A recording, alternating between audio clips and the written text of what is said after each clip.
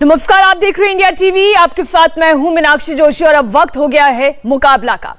Samajwadi party की list में दागियों के टिकट पर घमासान जारी है। अखिलेश के दागी कैंडिडेट को बीजेपी ने बड़ा मुद्दा बनाया है। थोड़ी देर में आप ये समझ जाएंगे कि बीजेपी ने आखिर समाजवादी पार्टी गठबंधन के दागियों को क्यों मुद्दा बनाया। मेरठ दक्षिण से सपा के उम्मीदवार आदिल चौधरी का एक बयान वायरल हुआ जिसमें उन्होंने चुन चुन कर बदला लेने की धमकी दी। इंडिया टीवी केवल वीडियो आपको नहीं दिखाएगा, आप पहले आदिल का वो बयान सुनिए जो वायरल है और उनके उस बयान के बाद आदिल की सफाई भी आपको सिर्फ इंडिया टीवी पर मिलेगी। पहले आप देखिए आदिल ने क्या बयान दिया था। उन्होंने कहा कि आप बेफिक्र रहो, सरकार बन रही है, इंशाल्लाह इनको छोड़ेंगे नहीं। जिस तरीके से ये हमारे साथ जुल्म कर रहे हैं, इनसे बदला लिया जाएगा और इनको एहसास करा दिया जाएगा। आगे ये 100 बार सोचेंगे कि कैसे होता है, कैसे होते हैं। मेरे भाइयों, लड़ाई छोटी सी नहीं है। मेरे भाइयों, ये लड़ाई छोटी सी नहीं है। इंशाअल्लाह हमारी सरकार बनेगी, निश्चिंत रहो और फिर चुन चुन कर बदला लिया जाएगा, ये भाषा है।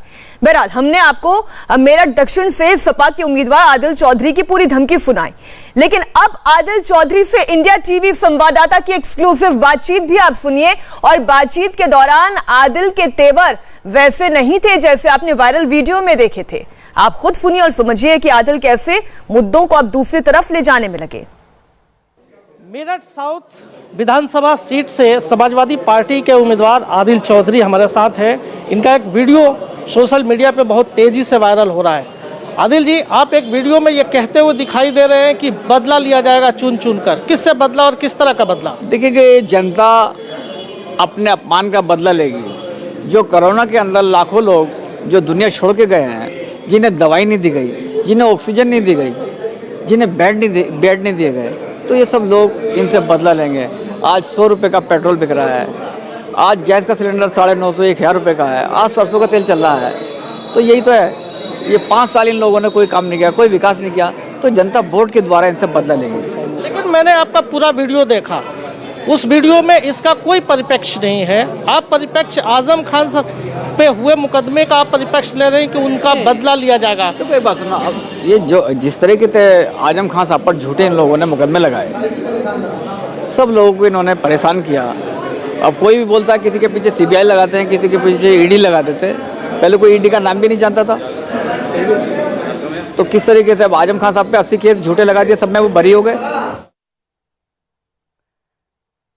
तो जब अकेले में गोष्ठियां करते हैं, अपने समर्थकों के बीच बैठते हैं, तब कहते हैं कि चुन चुन कर बदला लिया जाएगा, इंशाअल्लाह हमारी सरकार बनने वाली है। और जब इंडिया टीवी संवाददाता ने सवाल पूछा कि आपके बयान का परिप्रेक्ष्य तो दरअसल आजम खान थे, तो ये कहते हैं कि हमने तो ED का कभी नाम नहीं सुना था, CBI का नाम नहीं सुना था।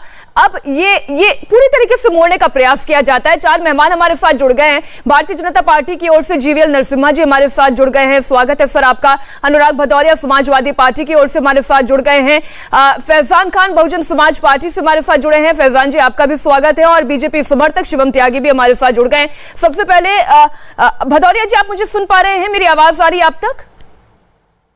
पूछिए आप। जी अनुराग जी, ये आदिल चौधरी बैठक में कहते हैं बदला लिया जाएगा, चुन चुन कर बदला लिया जाएगा, ये किस तरीके की भाषा है? देखिए, आपके सामने ही उन्होंने अपनी बात को कहा। उन्होंने खुद कहा और आपने भी देखा, हमने भी सुना कि उन्होंने क्या बोला। अब उसके अलावा भी आपको कुछ पूछना है? वो व्यक्ति खुद ही सामने कह रहा है कि हमने क्या बोला है। अब ये बताइए, सवाल ये नहीं है, सवाल ये है कि उत्तर प्रदेश के अंदर में चुनाव है। चुनाव के समय भारतीय जनता पार्टी की जिम्मेदारी बनती है, जो कि शासन में है, उसकी जिम्मेदारी बनती है वो बताए 5 साल में उसने जनता के साथ क्या किया है। 5 साल में जिस तरह कोविड काल में लोगों की मौतें हुई हैं, अपने हमारे आपके लोग तड़प तड़प के मरे हैं, बिना ऑक्सीजन की कमी से मरे हैं, और हमारे अपनों को, लोगों की लाशों को जानवरों ने नोचा है। उसके बारे में क्या कहेंगे? क्या कहेगी भारतीय जनता पार्टी? जहां किसानों को रोंदा गया, उनके बारे में क्या होगा? परिप्रेक्ष्य आजम खान का था, जब वो ये बयान दे रहे थे, वो इस परिप्रेक्ष्य में दे रहे थे कि आजम खान पर मुकदमे दर्ज किए गए, वो इस वक्त जेल में बंद है, आप चिंता मत करिए, हमारी सरकार आएगी तो चुन चुन कर बदला लेंगे। देखिए, सवाल यह है, आजम खान साहब के ऊपर में फर्जी मुकदमे सभी जानते हैं, इसमें कोई दो राय नहीं है। भाई जिस तरह से मुकदमे बकरी चोरी, भैंस चोरी, किताब चोरी, ये क्या मुकदमे होते हैं? मैं आपसे पूछना चाहता हूं, आप हमारे लिस्ट तो निकालती हैं रोज, 3 आदमी का 4 आदमी का नाम निकालते हैं, लेकिन आप भारतीय जनता पार्टी के सुरेश राणा का नाम नहीं लेती हैं, संगीत सोम का नाम नहीं लेती हैं, आदित्य योगीनाथ जी का नाम नहीं लेती हैं। पहले कितने मुकदमे थे उन पे, पहले का एफिडेविट, अभी का एफिडेविट दिखाइए। आप दिखाइए कि डिप्टी सीएम पे कितने मुकदमे हैं। 37 ऐसे कैंडिडेट हैं जिसपे आपराधिक मुकदमे हैं, जिनको इन्होंने टिकट दी है। आप दिखाइए। देखिए, बात ये नहीं है, उनसे जब पूछेंगे तो आप बोलेंगे तो ये राजनीतिक मुकदमे हैं, तो हमारे भी तो राजनीतिक मुकदमे होते हैं। सरकार अच्छा, होती है, मतलब देखिए, जीवीएल जी, अनुराग जी का कहना यह है कि जितने मुकदमे यहां दर्ज किए गए वो राजनीतिक मुकदमे थे, और आप केवल राजनीतिक मुकदमे कह के पल्ला नहीं झाड़ सकते। दागी का आरोप केवल समाजवादी पार्टी पर नहीं लगा सकते। और आप केवल राजनीतिक मुकदमे कह के उत्तर प्रदेश की जनता जानती है किस प्रकार आजम खान, किस प्रकार के कई नेता, सपा के नेता, खासकर मुस्लिम वर्ग के नेता, वो भारत के संविधान के तहत नहीं, ये अपने ही मनमानी से काम करते थे। आज भी उनका जो बयान है, हम सत्ता में आएंगे तो हम चुन कर क्या करेंगे भाई? क्या आप आतंकवादी है? चुन कर मारने की, सुन लीजिए, मैंने बीच में नहीं टोका आपको। अनुराग जी बीच में आपको टोका नहीं गया। अनुराग जी बीच में आपको नहीं टोका गया। थोड़ा सा संयम के साथ डिबेट करते हैं। जीवीएल जी अपनी बात रखिए, जीवीएल जी की आवाज आए, जीवीएल जी की आवाज आए। टोका होगी तो जीवीएल जी की आवाज आएगी। जीवीएल जी बोले अपनी बात रखें। हाँ, देखिए, आप सत्ता में नहीं आने जा रहे हैं तो अभी से गुंडागर्दी करना बंद करिए, और सत्ता में भी आप नहीं आएंगे। बहुत लंबे समय तक आपको कोई सत्ता का कोई सत्ता नहीं मिलने वाली है। लेकिन आरोप उनका ये है कि उनके मुकदमे तो दिखाए जाते हैं, लेकिन भारतीय जनता पार्टी के लोगों के नाम क्यों नहीं लिए जाते हैं?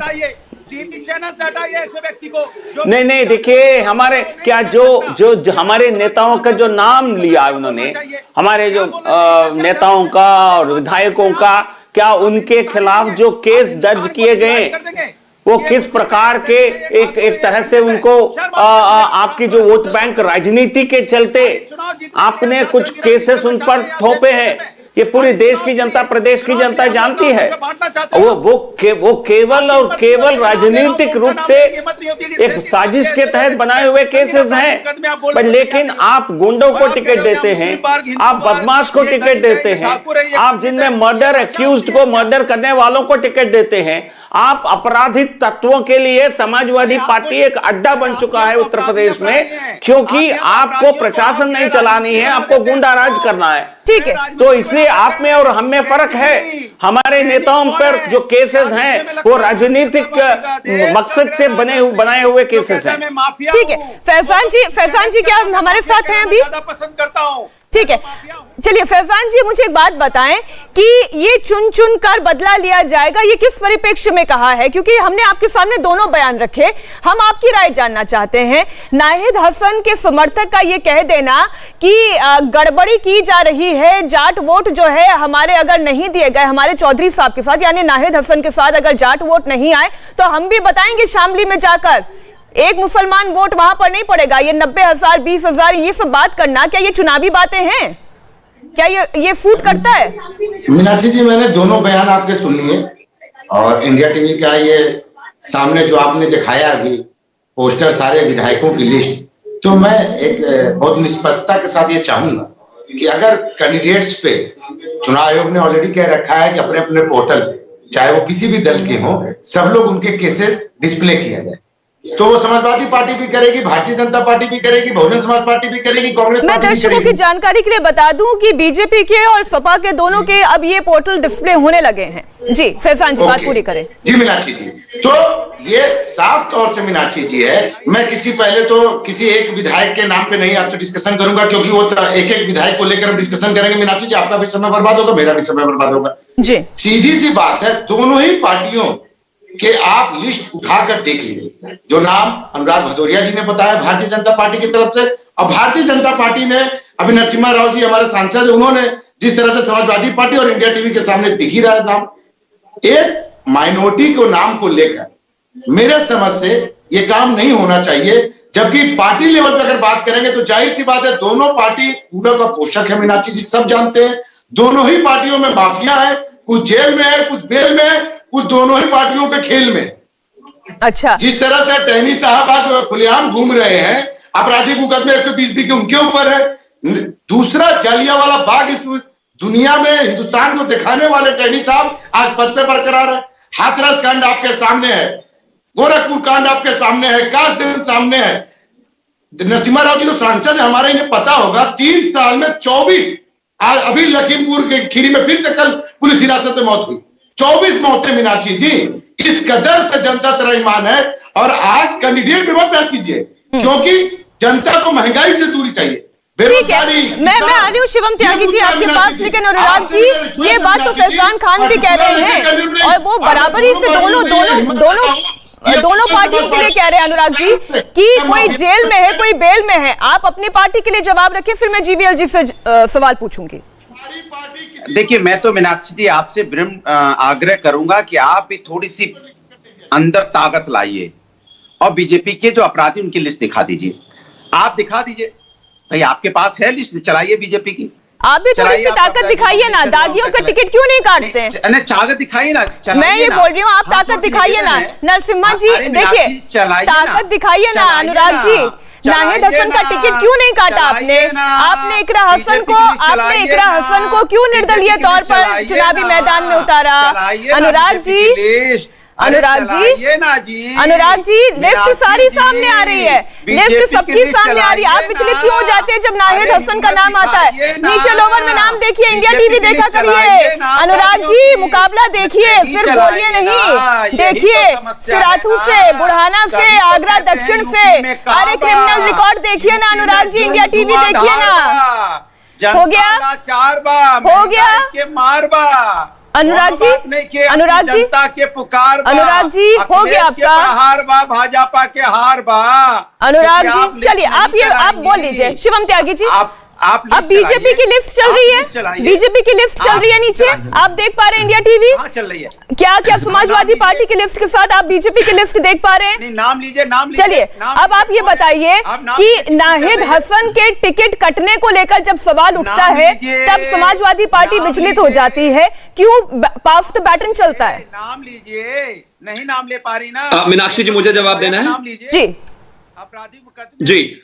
मीनाक्षी जी, मैं सबसे पहले एक चीज कहना चाहता हूं। ठीक है, चलिए ये तो इधर आकर जो है रैली करेंगे, लेकिन तथ्यों पर जाते हैं। आजम खां पर 104 केसेस दर्ज हैं, जिसमें से 11 केसेस प्रॉपर्टी एंक्रोचमेंट के हैं, 22 केसेस में उन्होंने जमीन कब्जाई है, 11 और केसेस हैं जिनमें तमाम चोरियों के केसेस हैं। अब 104 केसेस पुलिस ने दर्ज किए हैं, उसमें से एक केस में खुद पुलिस ने यह माना कि आजम खां गलत तरीके से फ्रेम हुए, उस केस को उन्होंने फोरक्लोज किया। इसके बाद 79 केसेस में चार्जशीट फाइल हो चुकी है, 79 केसेस में कोर्ट में ट्रायल चल रहा है। अनुराग भदौरिया से पूछिए, इनको कुछ अता पता है क्या? आकर चिल्लाने से कोई लाभ नहीं है ना, 1-to-1 केस डिस्कस कर लीजिए। 79 केसेस में वो चार्जशीटेड हैं और आकर आप टीवी पर बोलते रहते हो गलत केसेस फ्रेम किए हैं। अरे पुलिस को अपने कोर्ट को जवाब देना होता है, वहां पर साबित करना होता है, ट्रायल चलाना होता है, उसके बाद साबित करके आगे जाना होता है। 23 महीने से वो जेल में है और ये आकर यहां पर कुछ भी कहते रहते हैं। दूसरी बात, महत्वपूर्ण बात आपने आदिल चौधरी की कही कि उन्होंने कहा कि हम देख लेंगे। क्या ये प्रदेश जानता नहीं है? क्या मेरठ की जनता जानती नहीं है आदिल चौधरी कौन है? और ये सिर्फ इतना नहीं है मीनाक्षी जी, आप इनके कोई भी कैंडिडेट उठाकर देख लीजिए, टीवी पर वो आकर कुछ भी बातें करें, लेकिन जनता में जाकर मुसलमानों के बीच उनकी भाषा सिर्फ एक ही होती है कि जो उत्तर प्रदेश के हिंदू हैं उनको देख लेंगे, उनको मारेंगे, उनको काटेंगे, फिर से दंगे करेंगे। और सिर्फ इतना क्यों, प्रधानमंत्री जी ने कहा था कि जिस तरीके से हमने मेरठ में से सोतीगंज की मार्केट को हटा दिया और जो चोरी की गाड़ियां पूरे देश से वहां पर जाकर कटती थी, नहीं, लेकिन शिवम जी ये फिर एक तरफ की बात हो गई। सवाल तो यही उठ रहा है ना कि अब देखिए, सिराथू से केशव प्रसाद मौर्य, उनका भी क्रिमिनल रिकॉर्ड है। बुढ़ाना से उमेश मलिक बीजेपी के प्रत्याशी, उनका भी क्रिमिनल रिकॉर्ड है। आगरा दक्षिण से योगेंद्र उपाध्याय बीजेपी के प्रत्याशी, उनका भी क्रिमिनल रिकॉर्ड है। और मैं कहता हूं कि मीनाक्षी जी बिल्कुल है, क्रिमिनल रिकॉर्ड अगर आप किसी भी पार्टी के कैंडिडेट को देखेंगी जरूर मिलेगा, लेकिन अगर पॉलिटिकल वेंडेटा के तहत केसेस हुए हैं और उन केसेस में कुछ में क्लोजर रिपोर्ट फाइल है, कुछ में लोग बरी हैं और कुछ में लोग ऑलरेडी जेल में हैं, उनको बेल भी नहीं मिल रही। आजम खां को 6 केसेस में बेल नहीं मिली अभी तक, कोर्ट कहता है 23 महीने से कि बेल नहीं देंगे। लेकिन जो लोग क्लीन हैं उन पर लगातार केसेस चल रहे हैं और कानून उनका पालन करेगा, और अगर उनको लगता है कि वो गलत है तो वो जेल भी जाएंगे। लेकिन जो ऑलरेडी जेल में है, जो भगौड़े हैं, उनसे तो बराबरी नहीं हो सकती ना। चलिए अब जवाब दे अनुराग जी, आप बार बार नाम सुनना चाहते थे, एक नाम बता दिया गया और टीवी पर चल रहा है। एक नाम नहीं, आपने बड़ा दब के नाम लिया, जैसे चोर की तरह नाम ले रहे थे आप। अरे आप डंके की चोट पर कहिए ना अनुराग भदौरिया जी। नाहिद हसन को टिकट दिया, दागी है, जेल में बंद है। आजम खान को टिकट दिया, दागी है, जेल में बंद है। अब्दुल्ला आजम को टिकट दिया, दागी है, बेल पर बाहर है। डंके की चोट पर बोलिए ना आप, दिखाइए। अरे आप बोलिए ना, केसेस दिखाइए। आप नहीं दिखा पा रही हैं, आप दिखाइए। अरे आंखों पर पट्टी बांध के बैठेंगे अनुराग भदौरिया जी तो कभी कुछ नहीं दिखाई देगा। कैसे दिखाइए? आप फिर से देखिए, मैं फिर आपको रिक्वेस्ट करती हूं आप इंडिया टीवी देखिए। फैजान जी, कैसे होगा? इतने केसेस हैं तो कैसे होगा? अरे बोलिए, आप जैसे दबक के बोल रहे थे आप समाजवादी, वैसे दबक के बोलिए आप। फैजान, भारतीय जनता पार्टी के ये नाम है, इन पे अपराध मुकदमे हैं। मैं इसलिए कहती हूँ टीवी ऑन करके डिबेट किया करिए। अनुराग जी टीवी ऑन करके डिबेट किया करिए। योगी आदित्यनाथ का ट्वीट देख लीजिए। योगी आदित्यनाथ, चलिए फैजान जी, मैं फिर 1 to 1 में नहीं जाना चाहती, लेकिन बात यह है, चाहे इधर की बात हो उधर की बात हो, दागी दोनों पार्टी में नजर आते हैं। लेकिन भारतीय जनता पार्टी ये कहती है कि पॉलिटिकल वेंडेटा के तौर पर हमारे अगर नेताओं पर केस दर्ज किए गए हैं तो ये गलत है, और वो बरी है। शिवम त्यागी कह रहे हैं बरी हैं, चुनाव लड़ रहे हैं। मीनाक्षी जी बरी हो, जेल में हो, और उनको चुनाव लड़ना है नहीं लड़ना है, चुनाव आयोग का फैसला है। मैं साफ तौर से ये बात कहना चाहता हूं, दोनों ही पार्टियां, भारतीय जनता पार्टी और समाजवादी पार्टी, बहुजन समाज पार्टी की तरह नियत क्यों नहीं बना पा रही है? साफ तौर से खुला ऐलान करें कि हम किसी भी माफिया को टिकट नहीं देंगे, इस बार बात खत्म हो गई। उसके बाद अगर कोई पॉलिटिकल वेटा के तहत उसके ऊपर केसेस है तो लेकर चुनाव आयोग को डिस्कस करने दीजिए, उस पर चुनाव आयोग को फैसला करने दीजिए। लेकिन जी बहुत पते की बात फैजान जी ने कहा कि कोई भी दागी क्यों चुनाव लड़े, चाहे वो बीजेपी का हो या समाजवादी पार्टी का हो, कोई भी दागी क्यों चुनाव लड़े। देखिए, नहीं मीनाक्षी जी, जनता जो जिस प्रकार के स्वभाव के उम्मीदवार हैं, उनके ऊपर क्या केसेस हैं, उनकी पृष्ठभूमि है, ये बहुत अच्छी तरह जानती है, समझती है। ये लोगों के बीच रहने वाले लोग कैंडिडेट उम्मीदवार है। अब बसपा तो ये दावा कर सकती है हम, क्योंकि वो अनजान कैंडिडेट्स को लाकर खड़ा करेंगे, क्योंकि उनके पास आज ताकत नहीं है, खत्म हो चुकी है बीएसपी, तो ये बड़े बड़े बातें कह सकते हैं। लेकिन उनके पार्टी में कितने बड़े क्रिमिनल्स बसपा से उभरे हैं पूरे प्रदेश जानती है। वहां से दूसरे पार्टियों में भी कैसे बड़े बड़े क्रिमिनल कैंडिडेट्स, क्रिमिनल स्वभाव के लोग गए हैं, वो जनता जानती है। जहां तक भारतीय जनता पार्टी का सवाल है, हमारे कैंडिडेट्स के खिलाफ जो केसेस हैं वो ज्यादातर लगभग सभी पॉलिटिकल वेंडेटा के कारण राजनीतिक आंदोलन में बनाए गए केसेस हैं। एक राजनीतिक कार्यकर्ता उत्तर प्रदेश में यदि वो चुनाव में या राजनीति में सक्रिय नहीं है तभी उन पर कोई केस नहीं लगेगा। नहीं, लेकिन अनुराग जी और फैजान जी डिफर कर रहे हैं आपके ओपिनियन से, झूठ बोलने पे। चलिए बहुत बहुत बधाई आप। नहीं सुन लीजिए, दंगा जो सपा वालों के ऊपर जो सपा एक गुंडा राज करने के लिए और दंगा राज करने के लिए जो भी उपयुक्त उम्मीदवार है उनको चुनकर चुनाव लड़ रही है, उनमें और हमारे पार्टी में स्वर्ग और नरक का जितना फर्क है। चलिए अनुराग जी, आपके पार्टी के उम्मीदवारों में और बीजेपी के पार्टी के उम्मीदवारों में स्वर्ग और नरक का फर्क है, जवाब दीजिए। देखिए, वही तो मैं भारतीय जनता पार्टी के प्रवक्ता को बता रहा था। ये कह रहे थे कि हमारी पार्टी पे जो है वो सब राजनीतिक मुकदमे हैं और राजनीतिक मुकदमे हैं। अरे भैया, आपकी सरकार में मुकदमे लगे हैं हमारी पार्टी पे। आपकी 5 साल में सब क्रिमिनल हो गए। इसके पहले कोई क्रिमिनल नहीं था। मैंने सब आके 60-70 साल में क्रिमिनल हो गया अचानक आपकी सरकार आते ही। इसके पहले भी बीजेपी की सरकार थी, ऐसा नहीं कि बीजेपी की सरकार इसके पहले नहीं थी। इसके पहले बीजेपी की सरकार रह चुकी है इस प्रदेश के अंदर में, इसलिए मैं कह रहा हूं। इसके पहले बीएसपी की सरकार रह चुकी है। क्रिमिनल आपने आके आपराधिक मुकदमे आपने पॉलिटिकल लगाए समाजवादियों के ऊपर में। समाजवादी यहाँ प्रदर्शन करते रहे, आप मुकदमे लगाते रहे।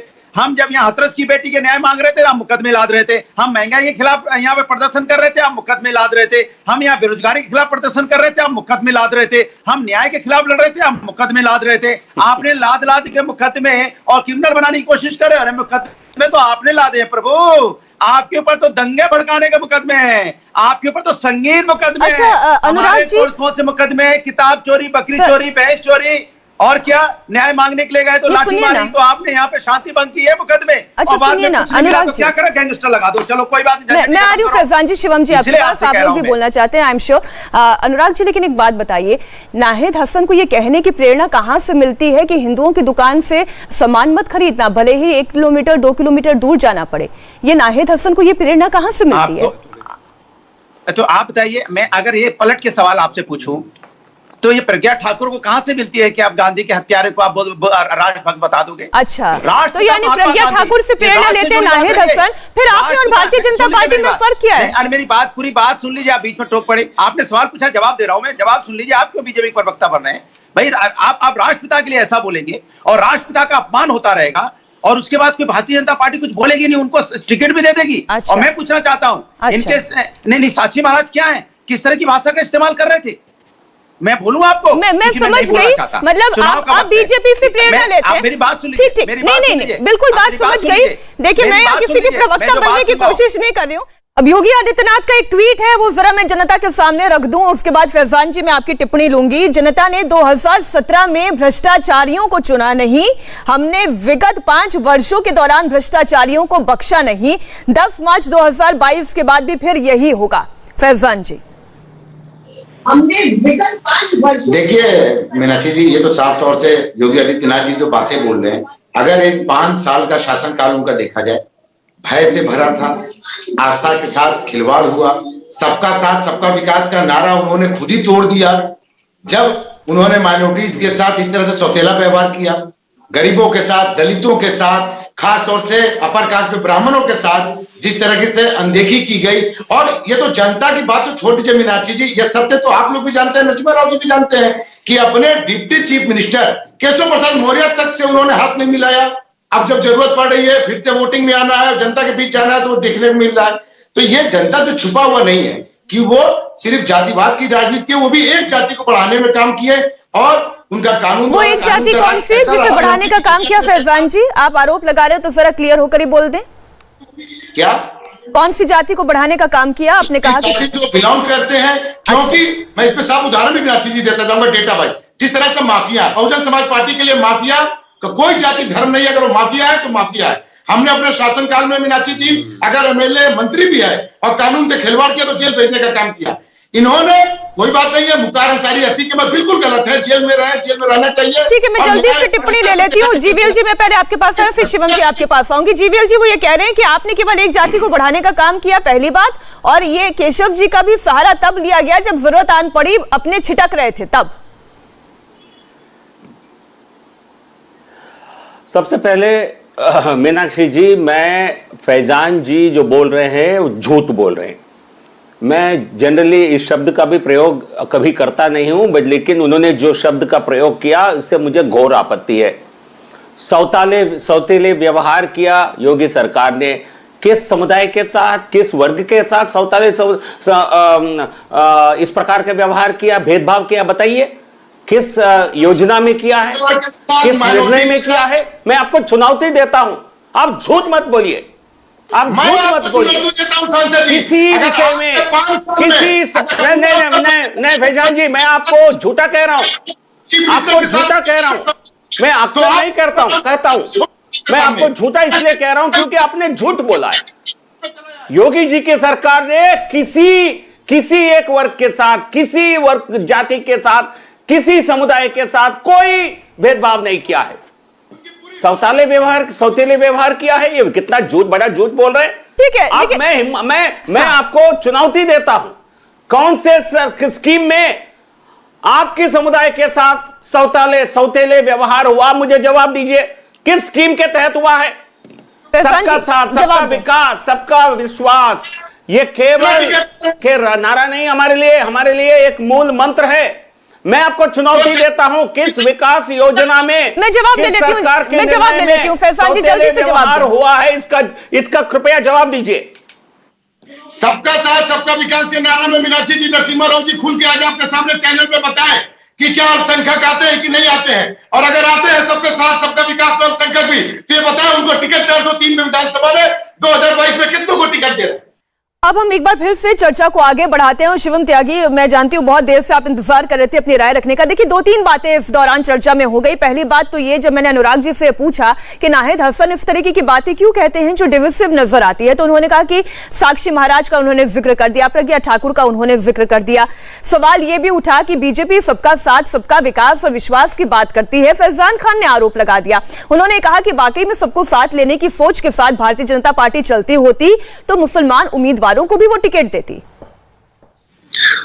मीनाक्षी जी, सबसे पहले तो एक चीज इस देश को जाननी चाहिए, और ये सभी पार्टियां जानती हैं कि चुनाव में जो है विनेबिलिटी के आधार पर टिकट दिया जाता है। अब विन कौन कर सकता है, कहां से कर सकता है? भारतीय जनता पार्टी अगर 300 प्लस सीटें लेकर 2017 में आई थी तो विनेबिलिटी पे आई थी। जहां तक बात और बाकी पार्टी का है, सब में यही हाल है कमोबेश।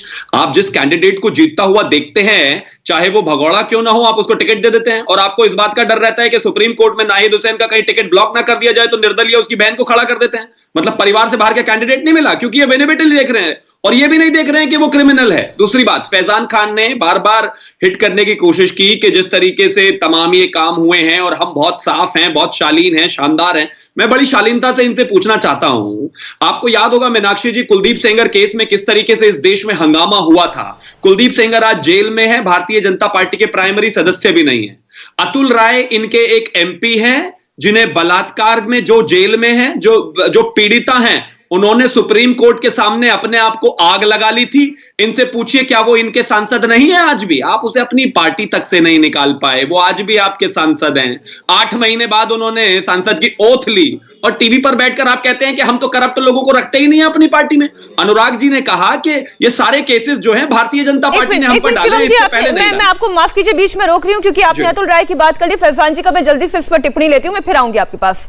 जी मीनाक्षी जी, शिवम त्यागी जी ने बहुत बखूबी इन्होंने व्याख्या की कि क्या कोई क्रिमिनल है तो उसके परिवार को टिकट ना मिले। मैं इनसे सहमत इस बात पे तो हूं, लेकिन ये दोहरा मापदंड करते हैं, दूसरे से ये एक्सपेक्ट करते हैं, अपने पे लागू नहीं करते हैं। मैं पूरे आपके दर्शकों के सामने एक डेटा रखूंगा। लेकिन अतुल राय पर तो आपने भी तो किया ना। भारतीय जनता पार्टी अभद्र टिप्पणी करने के वजह से निष्कासित करती है और उन्हीं की पत्नी को 5 साल मंत्री बनाती है। क्या उनको दूसरा कोई परिवार नहीं मिला? अलीगढ़ आप समझे नहीं। देखिए फैजान जी, आप पहले हिस्से में ये आरोप लगा रहे थे समाजवादी पार्टी पर और बीजेपी पर। शिवम जी ने पूछा आप अतुल राय पर क्या बोलेंगे? अतुल राय, फैजान जी, अतुल राय, मुझे पूरी उम्मीद है आपको सुनाई दे रहा है, आप जानबूझ के इग्नोर कर रहे हैं सवाल को। मैं कह रहा हूं आपके सांसद अतुल राय बलात्कार के केस में जेल में है और पीड़िता ने अपने आप को आग लगा ली थी, उस पर आपने क्या किया?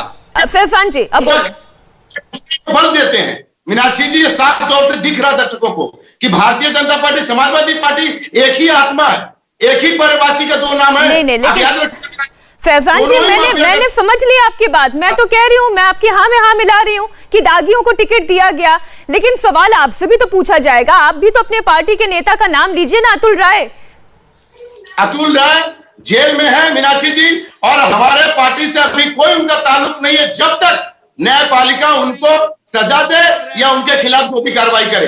एक भी शब्द अगर बहुजन समाज पार्टी ने उनके सपोर्ट में कहा हो, मीनाक्षी जी, मैं आपके शो के सामने हो सकता है मुझे कोई गलत जानकारी हो, लेकिन मेंबर ऑफ पार्लियामेंट है बीएसपी के ही, और घोसी से मेंबर ऑफ पार्लियामेंट है अतुल राय। अब दागी क्यों बन गए हैं पॉलिटिकल पार्टीज के लिए मजबूरी? सवाल ये महत्वपूर्ण है। शिवम, आपकी बात रह गई थी, अपनी बात को वहीं से आगे बढ़ाइए। ये दागी क्यों मजबूरी बने हुए हैं, फिर वो चाहे कोई पॉलिटिकल पार्टी हो? देखिए मीनाक्षी जी, इसमें कहीं कोई दो राय नहीं है कि उत्तर प्रदेश में जिस तरीके से और पूरे देश में जिस तरीके से राजनीतिक परिदृश्य है, इस देश में फर्जी केसेस, फेक केसेस और राजनीतिक द्वेष में लगाए गए केसेस कमोबेश हर पार्टी पे हैं। मैं इस बात को मानने में कहीं कोई इनकार नहीं करता हूं, लेकिन जहां मसला सीरियस केसेस का है, हीनियस क्राइम्स का है, उन केसेस में भी सरकार में जो लोग बैठे हुए थे एक जमाने में, अगर वो चुप बैठ जाएंगे, वो बात नहीं करेंगे, वो उस पर बोलेंगे नहीं और वो ये कहेंगे कि ये सारे केसेस फेक हैं, तो इस पर कोई भी विश्वास करना बिल्कुल असंभव हो जाएगा। आप मुझे बताइए, कुलदीप सेंगर पर सारा विपक्ष जिस तरीके से चीख चीख कर चिल्ला रहा था, उसी पर फैजान खान अतुल राय पर एक शब्द बोलने को तैयार नहीं है, इधर उधर की बातें कर रहे हैं। सारी दुनिया में योगी आदित्यनाथ जी जिन पर केसेस नहीं है इस समय, और अमित शाह जी जिन पर केसेस नहीं है इस समय, उनको इतना चीख चीख कर बोलने वाले खुद अनुराग भदौरिया समाजवादी पर जो केसेस थे उन पर चुप हैं। 2004 से 2006 के बीच में समाजवादी ने जो 23,000 भर्ती की थी, 22,500, उस पर बहन जी ने आते ही एक चीज बताइए, जांच बिठा दी थी।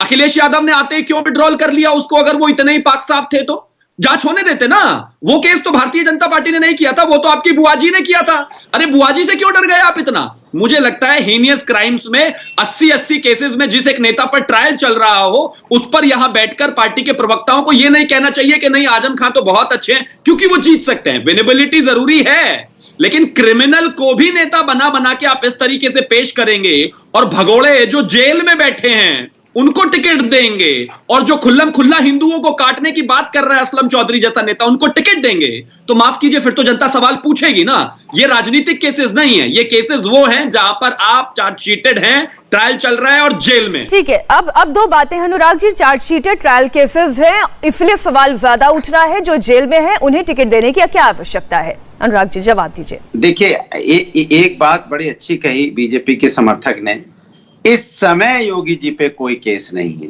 इस समय क्यों बोला जा रहा है पता आपको?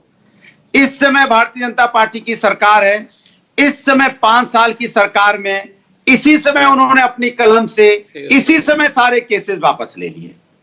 यही इसी समय बोला जा रहा है, मतलब आपकी सरकार होगी तो आप केसेस वापस ले लेंगे, आप अपने भी मुकदमे वापस लेंगे, डिप्टी सीएम के भी मुकदमे वापस लेंगे, बीजेपी के नेताओं के भी मुकदमे वापस लेंगे। वो मुकदमे अपराध मुकदमे में इन्वॉल्व है, अखिलेश जी ने लिए ना अपने खिलाफ वापस लेना, मानो कमाल की बात है। अखिलेश जी ने लिए ना आप कौन से केसेस वापस लेने की बात कर रहे हैं शिवम जी? अखिलेश जी ने अपने ऊपर से कौन से केसेस वापस ले लिए? 2006 में इन लोगों ने, समाजवादी की सरकार ने, मुलायम सिंह जी की सरकार ने 22,500 कांस्टेबल की भर्ती की थी। बहन कुमारी मायावती जी ने सरकार में आते ही उस भर्ती को फर्जी करार दिया। उसमें खास तौर पर जाति विशेष के लोग 5-5 मिनट में अपने इंटरव्यूज फर्जी भर्ती पर उन्होंने जांच बिठाई। सबसे फर्जी भर्तियां, ठीक है मैं समझ गया, फर्जी भर्तियों की बात करें। फैजान जी ऐसा हुआ था, फर्जी भर्तियां हुई थी, उसमें मायावती जी ने जांच बैठाई थी? बिल्कुल। और बहुजन समाज पार्टी का जब शासनकाल था तो हमने निष्पक्ष रूप से अपनी बना के जब भर्तियां की थी, वो पूरी तरीके से निष्पक्ष था और हमने ज्वाइनिंग तक कराई थी। अब अनुराग जी, आप नौकरी की बात करते हैं, आप ये कहते हैं कि युवाओं को रोजगार नहीं दिया जा रहा है आपकी पार्टी पर, तो एक मिनट फैजान जी, एक मिनट मैं ये कह रही हूँ कि आप अक्सर जो है रोजगार की बात करते हैं युवाओं की, लेकिन सुनिए ना, एक मिनट अनुराग जी मेरा सवाल सुन ले, फिर आप सम्मिलित जवाब दे दीजिएगा। आप सम्मिलित जवाब दीजिएगा ना। आप मुझे बोलने क्यों नहीं दे रहे हैं जी? आप समर्थक बैठा के यहाँ पे माहौल क्यों बना रहे हैं जी? बीजेपी के प्रवक्ता चुपचाप मौन बैठे हैं जी, तो आप क्या करवाना चाहती हैं जी? इसके मतलब समर्थक बोलिए अनुराग जी, माहौल बनाओ, यही चल रहा है जी। चलिए आप अपनी बात बोल लीजिए। सवाल ये है, उत्तर प्रदेश के अंदर में आए बाएं साए बोल के चले गए, अखिलेश यादव मिलेंगे अनुराग जी में वापस ले लिए। ड्रामा करने से वोट नहीं मिलेंगे, कुछ भी बोल देता है, लेकिन ये जीएल नहीं, जो बीजेपी के प्रवक्ता ये शब्द नहीं बोलेंगे, क्योंकि वो जानते हैं कि उनके ऊपर कोई आपराधिक मुकदमा नहीं था। एकमात्र उत्तर प्रदेश के ऐसे मुख्यमंत्री थे, मुख्यमंत्री बनेंगे आगे, जो साफ सुथरी इमेज के हैं, जिनको विकास के नाम से जाना जाता है। और अभी जो मुख्यमंत्री है, जो मुख्यमंत्री थे, अब उनको आपराधिक मुकदमे जिनके ऊपर थे, उनको छुपाने के लिए आप झूठा ही बोल दे रहे हो। अखिलेश यादव पर आपराधिक मुकदमे थे, क्योंकि आप पे तो कार्रवाई हो नहीं सकती, क्योंकि आप तो समर्थक हो। आप बोलोगे हम तो कुछ ही बोल सकते हैं। बीजेपी का प्रवक्ता होता तो मैं सवाल पूछता, उनके पार्टी से सवाल पूछता कि आप झूठ क्यों बोल रहे हो। देखिए सवाल ये नहीं है, भारतीय जनता पार्टी समर्थकों को बैठा के प्रोपेगेंडा फैलाना चाहती है। मैं आ रही हूँ। मैं अनुराग जी, अब ये बताइए कि आप जो अक्सर ये बात कहते हैं कि युवाओं को रोजगार नहीं दिया गया, युवाओं से रोजगार छीन लिया गया, आरोप तो लगा ना, अभी जो शिवम त्यागी ने कहा, फिर फैजान जी से मैंने उसको वापस करेक्ट भी करवा लिया कि वाकई ऐसा हुआ था या नहीं हुआ था। किसी एक समुदाय को नौकरी देने का काम आप लोगों की सरकार ने किया? मायावती जी आई, जांच बैठाई और जब आपकी सरकार आई आपने उस जांच को क्वॉश कर दिया। देखिए आप देखिए ये राजनीति नहीं सुन तो लीजिए, समाजवादी पार्टी ऐसा कभी नहीं करती है। ये आरोप प्रत्यारोप है, कुछ भी करते रहिए, किसी पे कुछ भी बोलते रहिए। हमने मेट्रो चलाई है तो क्या जाति विशेष के लोग बैठते हैं उसमें? आपसे पूछना चाहता हूं, एक्सप्रेस वे हमने बनाया तो क्या जाति धर्म के लोगों के लिए देख के बनाया? हमने जो हॉस्पिटल बनाया जिसमें इलाज हो रहा है जाति धर्म को देख के हो रहा है। ये बीजेपी जो परसेप्शन क्रिएट करना चाहती है, ये जानबूझ के से बातें करती है। हॉस्पिटल्स में जाति धर्म के इलाज हो रहा था क्या? रामनोली हॉस्पिटल में जाति धर्म को देख के होता है क्या? जाति धर्म को होता है क्या? आपकी पार्टी आप लोग परसेप्शन क्रिएट करने का काम करते हैं। मैं जवाब ले लेती हूँ। जीवेल जी, आप लोग परसेप्शन क्रिएट करने का काम करते हैं। हाँ, इनको काम नहीं करना है, बैठे बैठे खाली बात करनी है। देखिए परसेप्शन को हायर करते हैं, अभी सर्वे करवा के छोड़ देते हैं कि हो गया सर्वे। अरे जनता सर्वे देगी 10 मार्च को, आपको सरकार से बाहर कर देगी। मीनाक्षी जी, जनता इतना जागरूक है, जनता हम सबसे भी समझाने वाली जनता है, बेहतर समझती है और किसी प्रकार के परसेप्शन मैनेजमेंट से कोई चुनाव आज तक नहीं जीता है, नहीं कभी भविष्य में जीतने वाला है। तो इसलिए जो हमारी जीत को एक्सेप्ट नहीं कर सकते हैं, ये उनके लिए एक हमारी जीत को कम आंकने के लिए एक अपने आप को धोखा देने वाली एक बात। जीवीएल जी माफ कीजिए, मैं आपको बीच में रोक रही हूँ। एक बड़ी खबर आ रही है, ये आपके लिए भी जानना बहुत जरूरी है। बड़ी खबर, आजम खान को जेल से ही नॉमिनेशन अपना फाइल करना होगा। इस वक्त की बड़ी खबर हम दर्शकों को बता दें, नामांकन दाखिल करने के लिए जेल से बाहर वो नहीं आ पाएंगे, उन्हें जेल के भीतर से ही नॉमिनेशन फाइल करना होगा। अब लोकतंत्र में ऐसी भी तस्वीर सामने आएगी, ये बड़ी ही दुखद है कि जेल से कोई नामांकन फाइल करे। अब जनता वोट देगी तो ये तय हो जाएगा कि आजम खान को जनता पसंद करती है या नहीं, क्योंकि ये तो लोकतंत्र है। लेकिन एक ऐसी तस्वीर जब जेल से ही आजम खान को अपना नॉमिनेशन फाइल करना होगा, वो बाहर आकर नॉमिनेशन फाइल नहीं कर पाएंगे। आप जानते हैं रामपुर से आजम खान अखिलेश यादव के यानी समाजवादी पार्टी के कैंडिडेट है। अब जीवीएल जी अपनी बात पूरी करें। देखिए सपा के पास बहुत सारे ऐसे उम्मीदवार हैं जो चुनाव के नामांकन जेल से करेंगे और चुनाव भी नामांकन से ही लड़ेंगे, लेकिन जीतेंगे नहीं। और किस प्रकार की स्वच्छ सरकार देने की बात कर रहे हैं अखिलेश बाबू, जब वो कहते हैं हम आकर के अच्छे सरकार देंगे, यही है। सो जब आप तो सत्ता में नहीं आने वाले हैं, तो क्या आप विपक्ष में बैठकर भी जेल से ही आपके विधायक अपने क्षेत्र को संभालेंगे जो भी जीतेंगे? क्या ऐसे उम्मीदवार के अलावा स्वच्छ उम्मीदवार आपको कहीं मिला नहीं है? ये आजम खान के कब्जे में क्यों है? अखिलेश बाबू आजम खान के कब्जे में है, ये पूरे उत्तर प्रदेश की जनता जानती है। वो उनके कठपुतली हैं। जनता की बात सरकार में आजम खान की चलती थी। ये एक और बड़ी बात आपने कह दी। ये खुलेआम सब जानता था। नहीं ब्लैकमेल वाली ये सरकार, ये जो पार्टी जिनको आजम खान ब्लैकमेल कर रहे हैं। गृह राज्य मंत्री दो बातें हैं। जो एक बात तो जो जीवीएल जी ने कही, अनुराग जी आप मुझे सुन पा रहे हैं? हाँ, मैं ये कह रही हूँ कि दो बातें अभी जीवीएल जी ने कही कि पहली बात तो ये कि क्या आजम खान के कब्जे में है अखिलेश यादव, पहली बात तो ये। और दूसरा सवाल जो उन्होंने पूछा कि आजम खान के अलावा रामपुर शहर सीट से और कोई उचित उम्मीदवार नहीं था समाजवादी पार्टी के पास जिन्हें टिकट दिया जा सकता था? वो उचित उम्मीदवार हैं और रहेंगे। भारतीय जनता पार्टी से पूछना चाहता हूं, बाबू रौंदने वाले को गृह राज्य मंत्री बना दोगे? बाबू अगर सरकार नहीं होती तो आदमी जेल में होता, तब आपसे पूछता मैं। आप अपराधियों को गृह राज्य मंत्री बनाते हो, यह समस्या है देश के अंदर में। अपराधी यहाँ क्रिकेट खेलता है, आप उसको पकड़ते रहिए 25,000 का इनामी, यह समस्या हमारे उत्तर प्रदेश के अंदर में हो गई है। आपके यहाँ अपराधी अपने ऊपर से मुकदमे हटाते हैं, सरकार होगी दूसरी तो जेल में होंगे। सुन लीजिए आप, तब जेल नर्मदा आपसे पूछेंगे जो अपराधी को आप यहाँ पनाह दे रहे हो। आज अपराधियों को पनाह देके आप और निर्दोषों को जिसमें बकरी चोरी भैंस चोरी को जेल में डाल रहे हो, तो आपको क्या लगता है कि सत्ताएं, देखिए आप सत्ता की ताकत से आप निर्दोषों को फंसा तो सकते हो, मतलब आप ये कह रहे हैं कि आजम खान के अलावा रामपुर शहर सीट से और कोई उम्मीदवार हो ही नहीं सकता था? आप ये कह रहे हैं कि कोई उम्मीदवार है ही नहीं? अरे जो व्यक्ति ने 40 साल जनता ने चुना है, इन्होंने नहीं चुना है। जनता ने चुना है, तो जनता की अदालत बड़ी है या इनकी फर्जी अदालत जिसको ये पुलिस के माध्यम से बंद करवाते हैं? अब देखिए ये गलत आप बोलिए। ये तो जनता की अदालत तो बहुत बड़ी है, लेकिन अदालत जिन्हें अभी रिहा नहीं कर रही है, बेल पर बाहर नहीं जाने दे रही है, तो अब उस अदालत को तो आप छोटा नहीं करिएगा ना।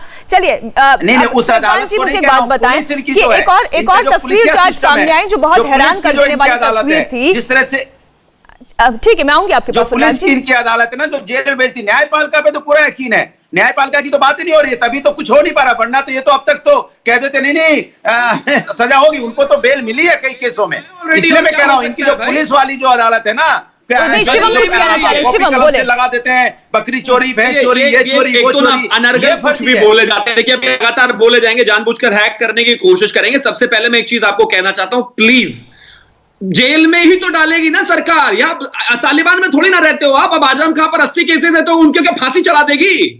जेल में है, आपको बेल नहीं मिल रही क्योंकि वो थे गलत इसमें। और दूसरी बात, आप जो बार बार केसेस की कर रहे हैं, मैं साबित करता हूं, आई डोंट नो ये देख पाएगा या नहीं।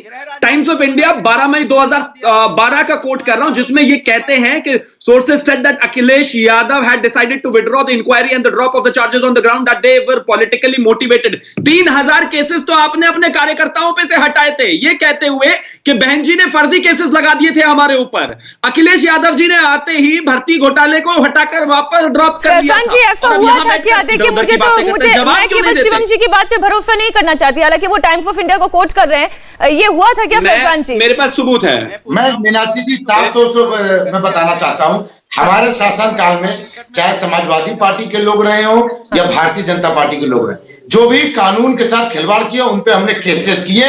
और शिवम त्यागी जी को खासतौर से मैं बता दूं, हमने जिस तरीके से समाजवादी पार्टी या किसी पार्टी को ना देखते हुए जो भी आपराधिक तत्व थे, जिसमें आपके माननीय योगी आदित्यनाथ जी भी थे, हम अपने शासनकाल में आप पे भी केसेस किए थे, शायद आपको पता नहीं, जिसको योगी आदित्यनाथ जी ने अपने मुख्यमंत्री बनने के बाद हटा लिए। ठीक है, अब सवाल यहीं पर आकर खड़ा होता है। देखिए फैजान जी, शिवम जी, आप दोनों ने अपनी अपनी बातें रख ली हैं। फैजान जी आपने भी अपनी बात रख ली। देखिए अब सवाल यहीं पर आकर अटक जाता है कि आखिर दागियों की जरूरत है ही क्यों? जब पार्टी बड़ी, कार्यकर्ता इतने, नेता इतने सारे, तो दागियों को ही टिकट देने की आवश्यकता क्यों पड़ जाती है? अब जेल से नॉमिनेशन फाइल करना, क्या ये लोकतंत्र में बड़ी सुखद तस्वीर नजर आती है? मैं जनता पर छोड़ती हूँ, लोकतंत्र है, जनता जानेगी। इंडिया टीवी हर वक्त हर जगह डाउनलोड करने के लिए सर्च करें India TV news Google play store या ऐप स्टोर पर।